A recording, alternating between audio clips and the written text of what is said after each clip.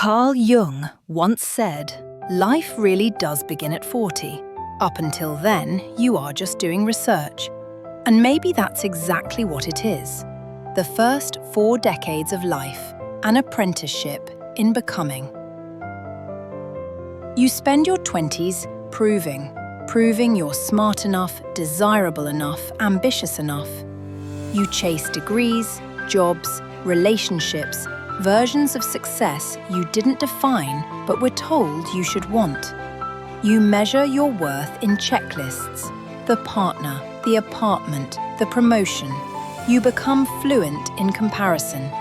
You smile wide even when you're exhausted, because everything is still supposed to be becoming something. And then your 30s arrive, and you start juggling career, children, parents aging, friendships drifting, your own dreams waiting quietly at the bottom of a long to-do list. You carry so much that no one sees. You get good at looking composed, while slowly unraveling in places only you can feel. You hold grief in one hand and joy in the other. You show up for everyone, even when no one asks how you're doing.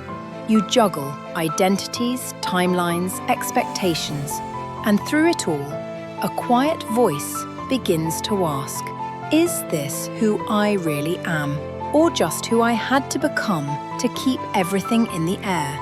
But then, 40 comes, and something shifts. Not loudly, not all at once, but gradually, like the slow return of your own breath. At 40, the question is no longer, who do they need me to be? It becomes, who am I now that I've survived becoming everyone else? This is not a crisis. This is a return to the self you tucked away to keep the peace, to the voice that whispered beneath the noise of ambition and caretaking, to the you that was watching all along, waiting to be invited back in. In ancient philosophy, the second half of life was not about decline. It was about wisdom. Learning how to live doesn't stop when the candles grow crowded. It begins again, differently. You are no longer driven by the need to be seen. You begin, instead, to see. Your body changes. Your relationships shift. Your energy becomes sacred.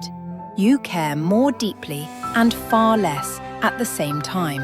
You know what costs you too much. And you finally stop paying. And perhaps at 40, you stop becoming who the world imagined and start becoming who you were always meant to be.